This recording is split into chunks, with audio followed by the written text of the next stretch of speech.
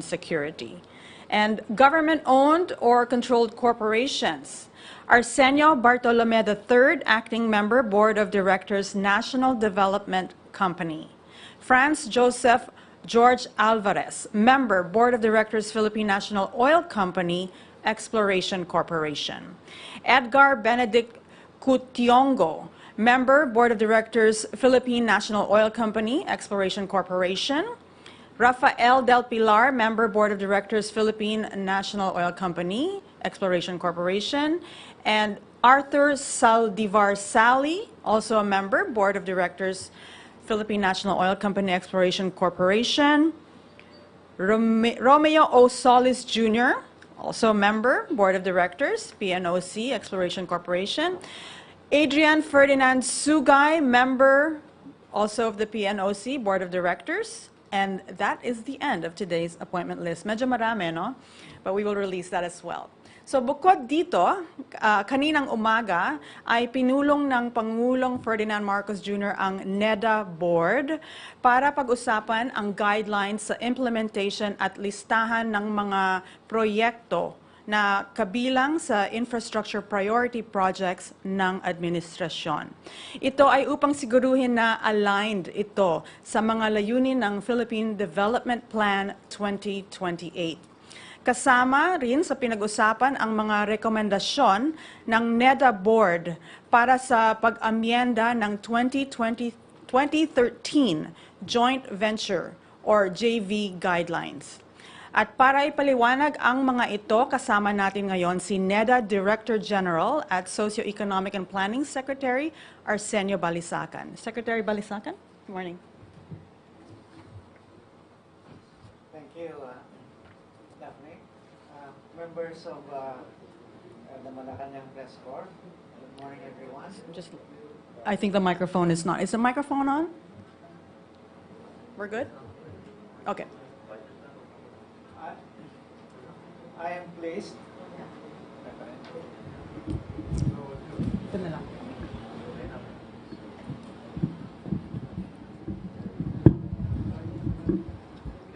Thank you. Media briefer Daphne Paez, members of the Malacanang Press Corps, good morning. I am pleased to announce that the National Economic and Development Authority Board, chaired by President Ferdinand Romualdez Marcos Jr., during its fourth meeting today, approved two game-changing initiatives that aim to further raise investments and transform the Philippine economic landscape. These are the government's new list of infrastructure flagship projects, or IFPs, and the amendments to the 2013 NEDA Joint Venture or JV Guidelines. The approved new list of infrastructure flagship projects includes a total of 194 projects amounting to about 9 trillion pesos. Majority of these infrastructure flagship projects are in physical connectivity and water resources, which include projects in irrigation, water supply, and flood management. The list also includes projects in digital connectivity, health, power and energy, agriculture, and other infrastructure. Some of the new projects included in the new list are the Panay Railway Project, Mindanao Railway Project 3, North Long Haul Railway, San Mateo Railway, UPPGH Diliman Project, the NAIA or the Ninoy Aquino International Airport Rehabilitation Project, Ilocosur Transbasin Project, and the Metro Cebu Expressway. Aligned with the priorities under the 8-point socioeconomic agenda of President Marcos' administration, and the plans outlined in the Philippine Development Plan for 2023 to 2028, these high-impact and urgently needed infrastructure projects aim to showcase the government's Build Better More program. The new IFPs are seen to address the binding constraints to business investment and expansion that will create more high-quality and resilient jobs that will allow us to meet our poverty reduction goals for the medium term. IFPs shall be prioritized under the government's annual budget preparation and enjoy the benefits of expedited issuance of applicable permits and licenses consistent with current legal frameworks. These projects will adopt an optimal mix of financing from various development partners, that is ODA, the national government, that is general appropriations, and the private sector, particularly public-private partnerships. To hasten the rollout of these projects, the Marcos administration is strongly promoting the utilization of public-private partnerships, or PPPs, one of the cross-cutting strategies likewise identified in the Philippine Development Plan 2023 to 2028. 45 of these IFPs are seen to be financed through partnerships with the private sector. The government shall harness the financing or financial and technical resources of the private sector, which allows the public sector to allocate its funds for greater investment in human capital development, especially to address the scarring in health and education due to the pandemic, and provide targeted assistance that protects vulnerable sectors from economic shocks. To ensure the quality and timeliness of project execution, the NEDA board designated NEDA as the lead agency that will monitor the implementation of the IFPs as part of its program monitoring function pursuant to Executive Order number 230. The list of IFPs will be posted publicly on the NEDA website and social media accounts for your reference. Second, the NEDA board approved the proposed amendments to the 2013 NEDA joint venture guidelines. The NEDA will process the issuance of the revised JV guidelines in accordance with Section 8 of Executive Order 423 Series of 2005. The amendments aim to enhance competition for projects under joint ventures, ensure better performance of private sector participants, and improve check and balances to ensure that the project is technically and financially sound.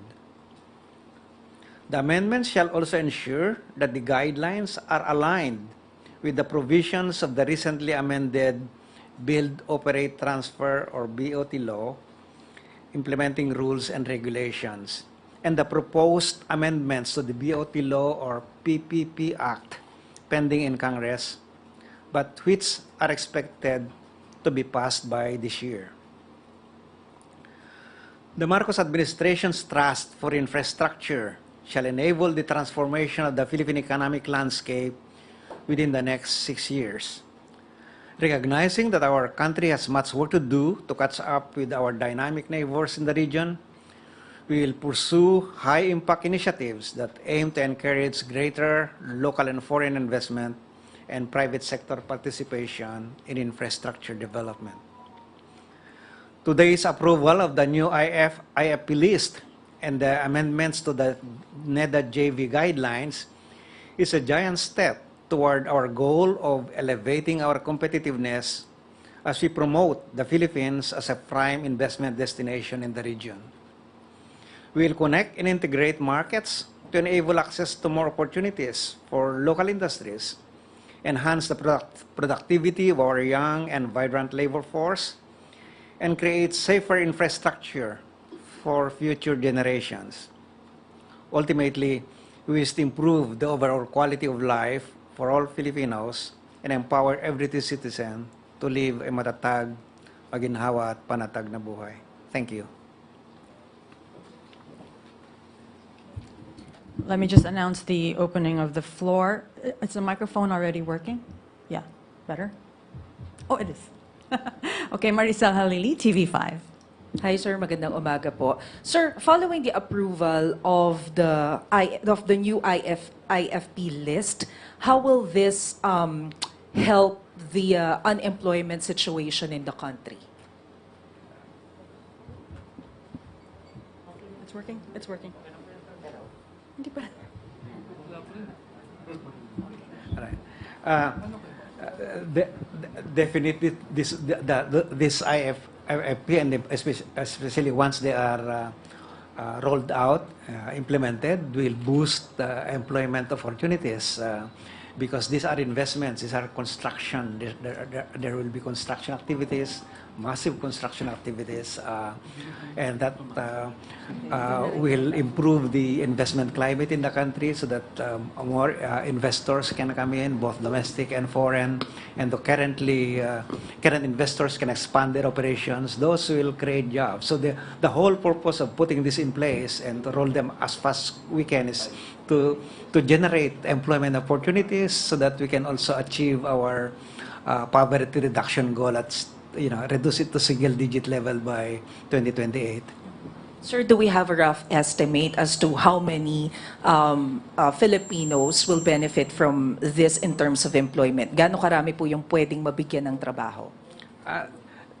We don't have specific numbers here, but as we all know, when you have major infrastructure projects that will generate employment, but more importantly, those will generate job opportunities because, as I said, that will reduce the cost of doing business in the country, that will make our investment climate more attractive because then this so-called infrastructure deficits that we have and the gaps between us and our neighbors in terms of the quality and cost of our infrastructure services will be reduced, no? And that improves our attractiveness as an investment destination.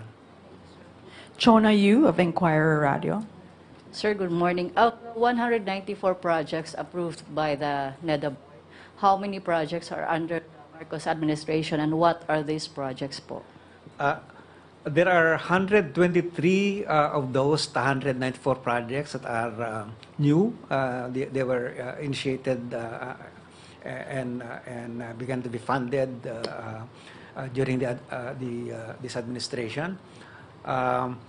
Some of the examples that I provided earlier, like the Naya rehabilitation, the North Long Haul Railway that should bring the railway from Manila all the way to the Ilocos region, all the way to the Cagayan Valley, and as well as that the Metro Cebu Rail expressway that I mentioned earlier. So these are just a few of the examples that we have. There are 123 in the list, and we will be posting this list. If not today, you'll get it by tomorrow. We're just cleaning them up. Sir, just a follow-up on that. Out of the 123 projects, ilan doon ang matatapos bago or matapos yung kanyang administration? We don't have the count yet, but the whole intention is to complete many of them as much as possible. But these are long-term projects, like the North Long Railway that I mentioned. That will involve several years of development, just like what we have with the subway. The subway, was started by the Duterte administration, right? And as we see it now, maybe we completed that in 2027, 2028. No? So that's how, and that's only Metro Manila. And how much more to bring the railway services all the way to the Cagayan Valley. Okay, Ace Romero, Philippine Star.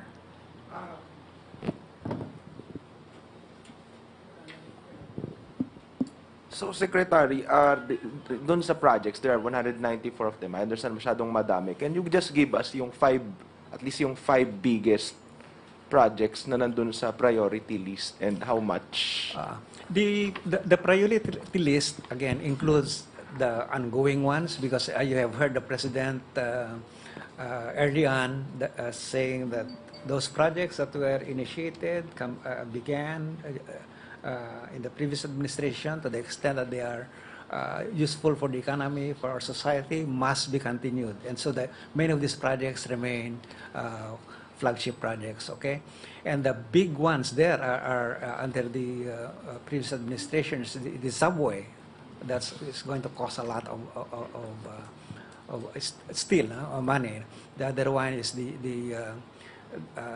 although initiated much earlier on, this Clark commuter railway, Clark to Manila, and then all the way to Los Baños. So those are big ones too. We'll be pushing as well the railway all the way to the Bicol region. I don't have the amount here with me, but you can see that eventually in our website. We'll be posting the approved list eventually. So, of those projects, Sec, ilan po yung kayang matapos next year, yung mas mabilis matapos? Kasi people will be asking when can we feel in the next benefits? couple of years, you should be seeing many of this already in operational. For example, irrigation projects. Many of these are irrigation projects. Health projects, we are including the cancer center that we approved last time. That's now going, and we hope to have that in the next 3-4 years. What included here also is another Philippine General Hospital in UP Diliman. Those can move pretty quickly because those are PPP, private partnership projects, and this will not involve much right-of-way acquisition, so they can be quite quick. Where we may be encountering a bit of difficulty will be those areas where we have to acquire right-of-way. But even then, part of the approval of the decision by and the directive of the President this morning was to ask ARTA to issue or to ensure that the agencies who are involved with issuance of permits, licenses, and that they have to give priority to these IFPs, because in the past these have been some of the bottlenecks.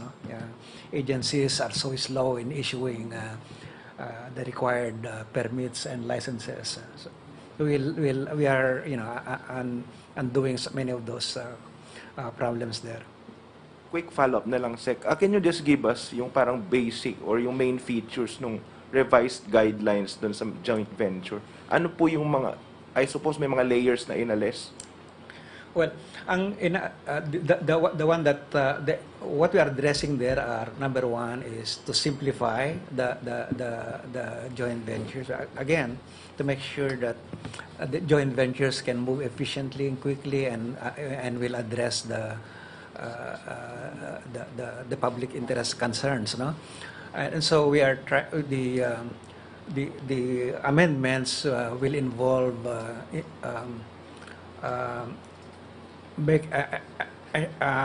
putting in place features that improve the competitive processes in the selection of joint venture partners, So in other words, hindi lutong Macau yung mga JVs, kundi properly competed by offer in competition. There will be proper checks and balances in the governance of JVs, and aligning the rules and the guidelines with the approved guidelines for the BOT law implementing rules and regulations. Dun sa PPP guidelines that we approved earlier this year, and last year. So the PPP governance has been improving, and we want to ensure that the JVs, the guidelines for the JVs, will also move in the same direction. Eden Santos, Net 25. Hi. Secretary, good morning po. You said that these infra projects will give quality jobs to Filipinos. What kind of quality jobs are you referring to? And before kasi po may mga incident na yung mga contractor partners are bringing their nationals to work dun sa mga infra projects. No, when we say quality jobs, we mean jobs that could provide you decent wages and not just unemployment of 1 hour or 2 hours a day. You know, in our statistics, if you are employed for 1 hour a day, employed ka na, no? And so we are looking at jobs that where wages can really be at a level that make households, individuals afford a decent living, you know, adequate enough to send their children to school, to afford basic services. So, in a sense, what that means is we must be able to generate jobs. And the only way you can generate jobs that are of high quality is when you get investments. And as I said earlier, one of the constraints faced by our investors or faced by the country in attracting investment is the quality of our infrastructure, the poor quality of our infrastructure and the services, the high cost of doing business in the country. So this infrastructure program is meant to address that infrastructure deficits that we have in this country, so that investors can see us as a viable destination for their investment. That way, jobs, opportunities can improve. So if plants, if their investors come in to set up their factories, there will be more, better quality jobs. Better because when you're employed there, it's 8 hours a day. You get it's not 1 hour a day, and you get all the benefits. Those are the kind of jobs that we want, not the jobs that you get. Incidentally, when you're peddling cigarette in the street, that's a job, but that's not the kind of job that we would want our children to have. Secretary, another issue lang po. No? Plano po ng TUCP na maghain ng panibagong wage increase petition po. Ang tanong po ay, kaya po ba ng gobyerno natin na mapagbigyan ito, even yung kanilang hinihinging cash assistance or ayuda po ulit? Like yung camp before, sabi nila ngayon tatawagin lang BBM, ayuda para sa mga manggagawang Pilipino or BAMP.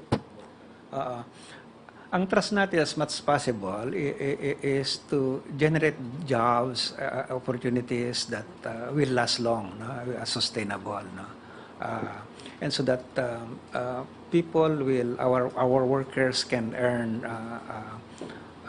sufficient, can have wages that can comfortably support their needs.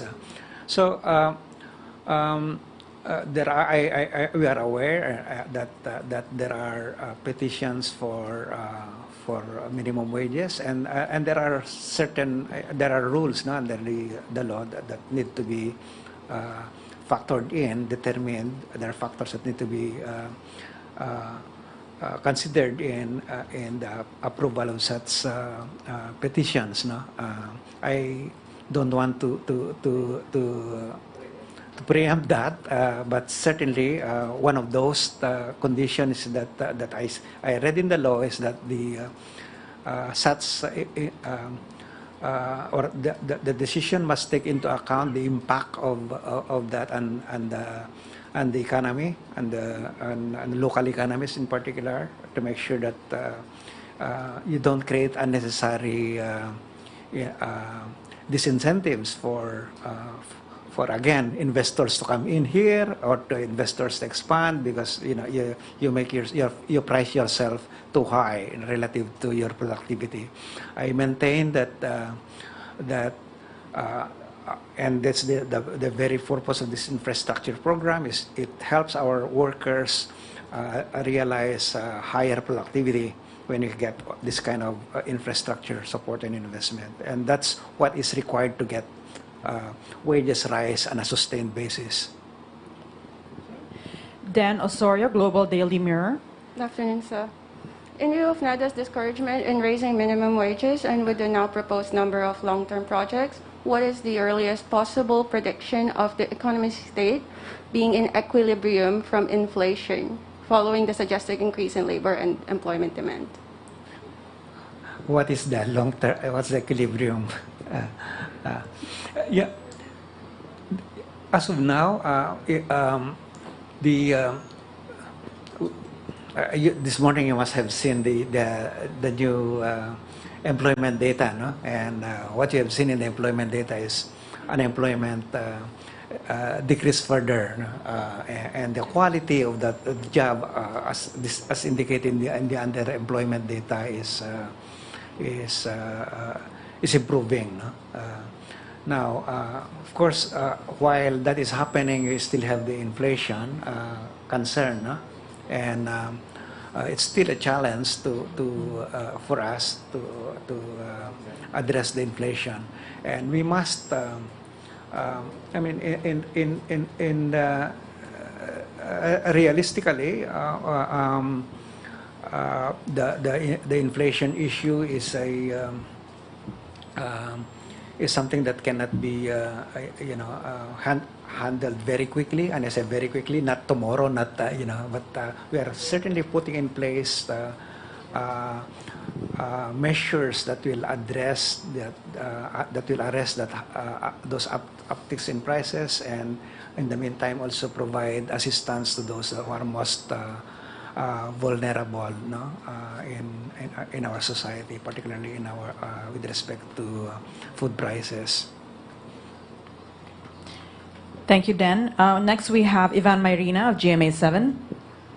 Secretary, there's a proposal from the Department of Energy to move work in office hours in government offices from 7 a.m. to 4 p.m. on Mondays to Thursdays, and work from home arrangements on Fridays. What do you think of this? Will this benefit the economy, and how will this impact productivity?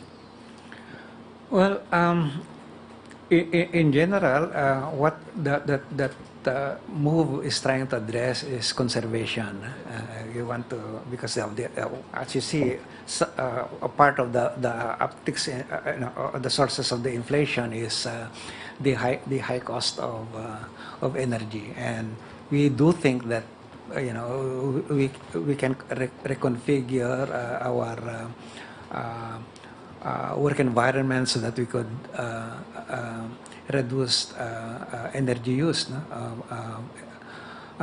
I think that there's wisdom to that. In many countries, they do adjust the working time, no, depending on the season of the year.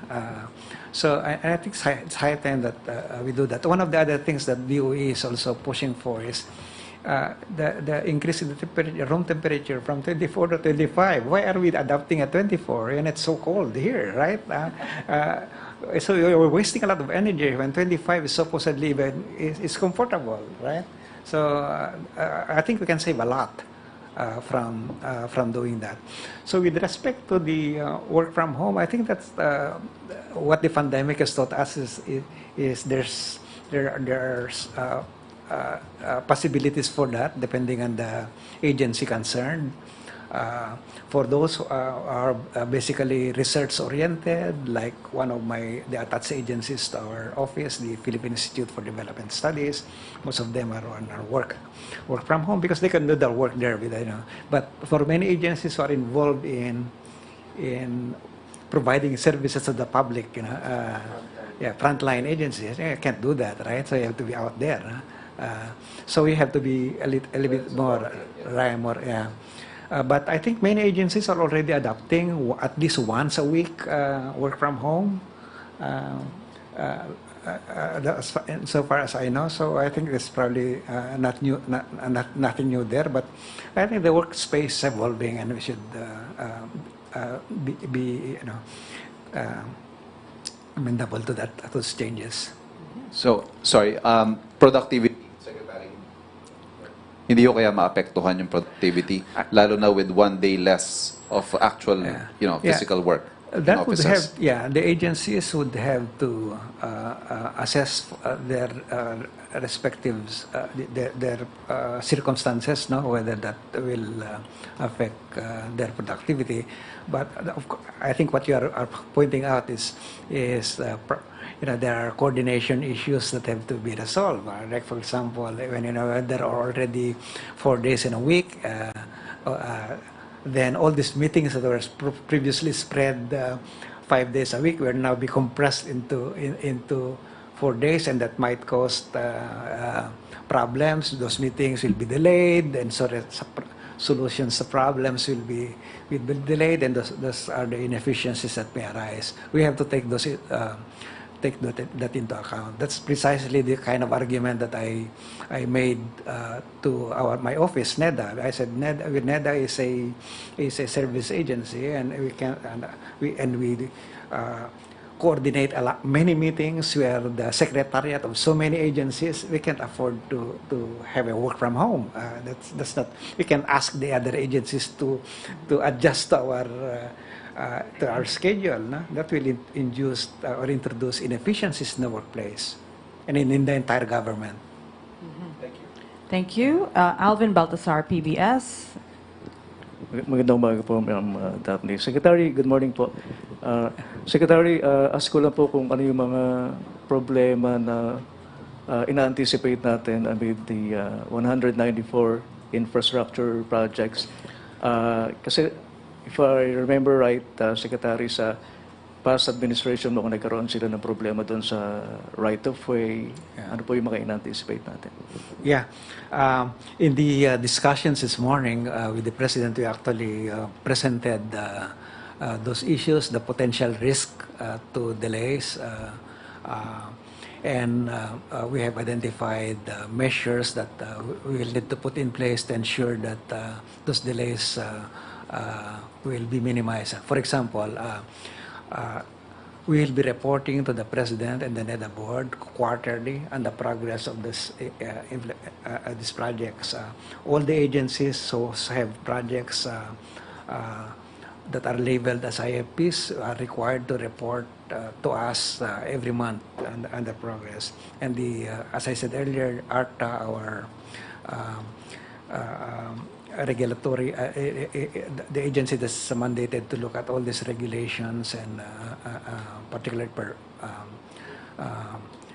the issuance of permits would have to look into and the President will be issuing, the Office of the President will be issuing directive to ARTA to ensure that the agencies, that no agencies will cause delay and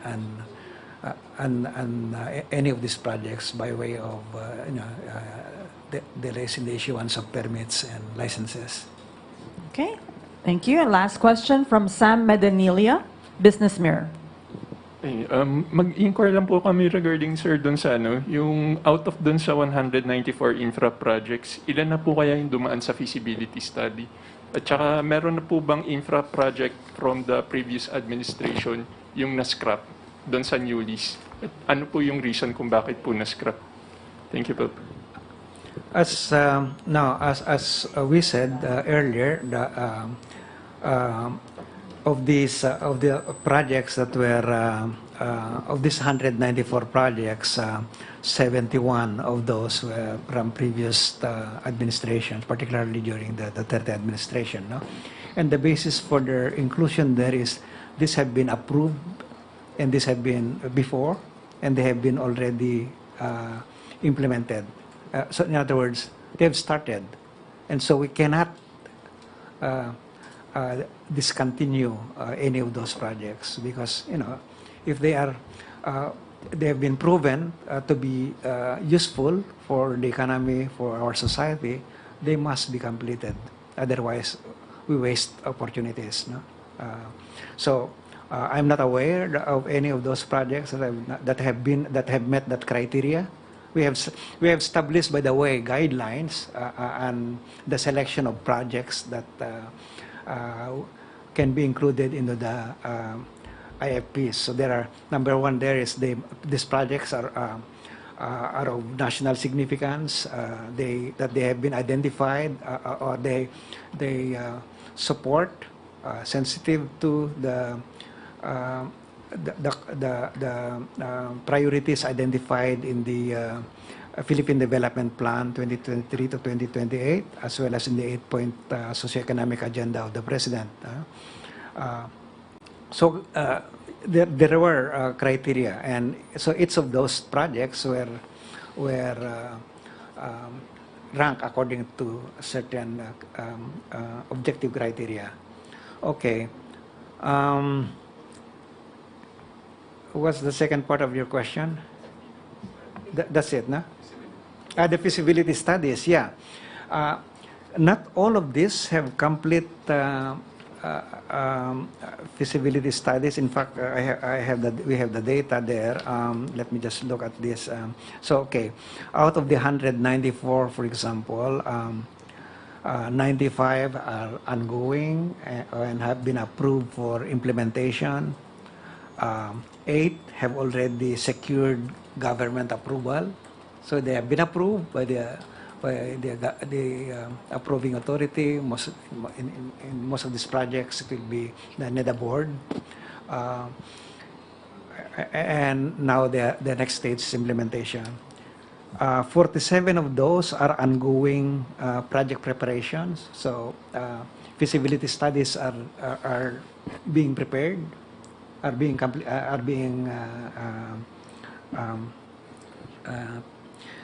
completed, and the remaining, the 44, are under pre-project preparation. Now, with respect to these projects that do not have yet feasibility studies, the instruction and the decision at the NEDA board this morning was to give priority for our DBM, to give priority to these projects insofar as providing funding for the preparation of these feasibility studies. If these are part of ODA, then usually the ODA source, like if it's World Bank or ADB, that usually comes also with feasibility studies. So, but for those that are locally funded, we have to produce those feasibility studies.